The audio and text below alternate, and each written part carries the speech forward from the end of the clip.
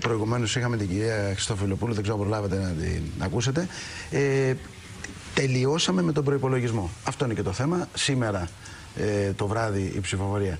Κύριε Μουσουρούλη, πιστεύετε ότι αυτός ο προϋπολογισμός δεν θα διορθωθεί επί το δυσμενέστερον? Υπάρχουν και αυτές οι προβλέψεις των υπολείπων κομμάτων. Και μέσα από τη Νέα Δημοκρατία άκουσα και πολλές έτσι βολές και μελών της κοινοβουλευτικής ομάδας του κόμματός σας προς το πρόσωπο του Γιάννη Στουρνάρα.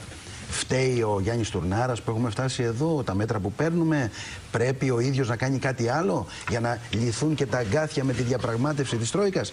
Και θα υπάρχουν, κατά τη γνώμη σας, και εκπλήξει αυτό που ρώτησα και την κυρία Χριστοφιλοπούλου, γιατί ακούγονται πάρα πολλά το βράδυ απόψε? Το πρώτο σκέλος του ερωτήματος. Η εκτέλεση του προϋπολογισμού του 2013, θυμίζω ότι είχε γίνει μια συζήτηση επί του προϋπολογισμού αυτού το 2012. Αν ανατρέξετε στα πρακτικά της Βουλής, τότε θα δείτε ότι είχε αμφισβητηθεί ευρέως ο προϋπολογισμός αυτός. Διορθώθηκε στην πορεία και εκτελέστηκε κανονικά και μάλιστα έπιασε και τους στόχους του σε πάρα πολλά κεφάλαια. Και με βάση αυτή την επίτευξη των στόχων η κυβέρνηση εμφανίζει τα αποτελέσματα στο τραπέζι των συζητήσεων με τους εταίρους. Αυτό είναι το πρώτο σκέλος του ερωτήματος. Πάντως υπάρχουν προβλέψεις πάντα για διορθώσεις του προϋπολογισμού.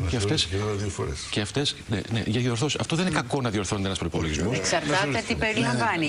Οι εκ του πονηρού σκέψεις και ερωτήσεις που σας κάνουμε τώρα αφορούν ενδεχόμενα νέα μέτρα. Μήπως έχουμε νέα μέτρα, μήπως έχουμε κάτι. Άμα ελαφρυθεί ο προϋπολογισμός, θα σας πούμε φέρτε το και μετά τα γιορτές. Να πούμε κάτι διαφορετικό και, που είναι και το πλαίσιο που ορίζει την οικονομική και δημοσιονομική πολιτική μιας χώρας Ευρωζώνης. Είναι το λεγόμενο δημοσιονομικό σύμφωνο. Δηλαδή ο ισοσκελισμένος προϋπολογισμός και η ανάγκη να υπάρχουν προσαρμογές έτσι ώστε να περιορίζονται οι αποκλίσεις. Είναι σαν ένα πατημένο ελαττήριο. Εάν δεν κάνουμε τις προσαρμογές αυτές, δηλαδή τις μεταρρυθμίσεις που πολλοί συζητούν, το πατημένο ελαττήριο κάποια στιγμή θα εκτιναχθεί και θα τα συμπαρασύρει όλα. Είναι αντίληπτο αυτό που λέω. Τώρα, στο δεύτερο σκέλος του ερωτήματος περί Υπουργού Οικονομικών ή όχι. Ακούω και εγώ πολλές αντιδράσεις. Διάβασα και έλαβα μάλλον και την επιστολή του Προέδρου Ριζάκη. Εγώ λέω το εξής. Σε αυτή την κρίσιμη φάση. Ο οποίος διαγράφει, έτσι. Είναι ο Πρόεδρος Ριζάκη, ιδιωτικού τομέα. Ο οποίος διαγράφει, γιατί κάλεσε σε καταψήφιση του προϋπολογισμού. Δεν ξέρω τώρα αν και η εξωματική αντιπολίτευση απευθύνει καλέσματα εκτός από βουλευτές να καταψήφισουν την κυβέρνηση. Πέρασε αυτό και στους συνδικαλιστές. Δεν το εξετάζω αυτό. Εγώ θα πω το εξής. Σε αυτή την πολύ κρίσιμη. Λέτε ότι βρήκε ο κύριος Τσίπρας όταν ευήκοα. Μπορεί να μην του βγήκε με τους βουλευτές που δεν τους βγήκε και τώρα απευθύνει στις συνδικαλιστές. Αφήστε το. Δεν το είπα. Για τον κύριο Στουρνάρα, για πείτε. Λοιπόν, γιατί λέγατε. Εγώ λέω το εξής. Σε αυτή το κομβικό σημείο που βρίσκεται η χώρα, το πολύ κρίσιμο, το πολύ λεπτό εν ώψη και του εξαμήνου που έρχεται. Όποιος θέλει, επιδιώκει να τσακώνεται σε ανοιχτό χώρο, αυτό το λέω χαρακτηρολογώντας, να ξέρει ότι δεν υπάρχει πόρτα να κοπανίσει για να κάνει και πάταγο. Τι θέλω να πω με αυτό? Είναι ανοιχτή για να περάσει. Τι θέλω να πω με αυτό? Όποιος διαφωνεί μπορεί να το κάνει με άλλο τρόπο. Όχι με αυτόν τον τρόπο.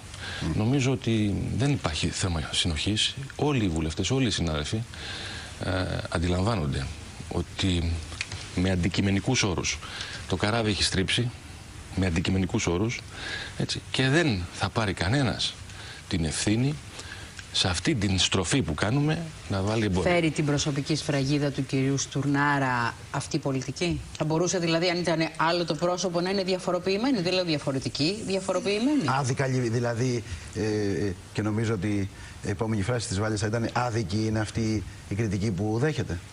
Λοιπόν, θα προσπαθήσω να μπω στο ρόλο του κυρίου Στουρνάρα, αλλά και με τη διαδρομή του κυρίου Στουρνάρα. Ο κύριος Στουρνάρας ήταν ένας τεχνοκράτης.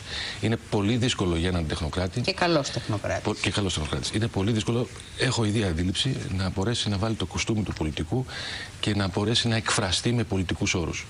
Είναι αλήθεια ότι πολλές φορές οι φράσεις και οι απόψεις του δεν είναι στρογγυλεμένες.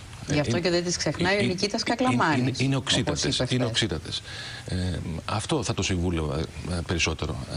Να πολιτικοποιήσει τη σκέψη του. Από εκεί και πέρα, ο κ. Στουρνάρας δεν κάνει αυτός πολιτική. Είναι πολιτική που αποφασίζεται συνολικά στο πλαίσιο της κυβέρνησης. Είναι σαφές αυτό, ξεκάθαρο. Δεν κάνει ο καθένας ότι του καπνίσει αυτή την κυβέρνηση. Κύριε Ρήγα.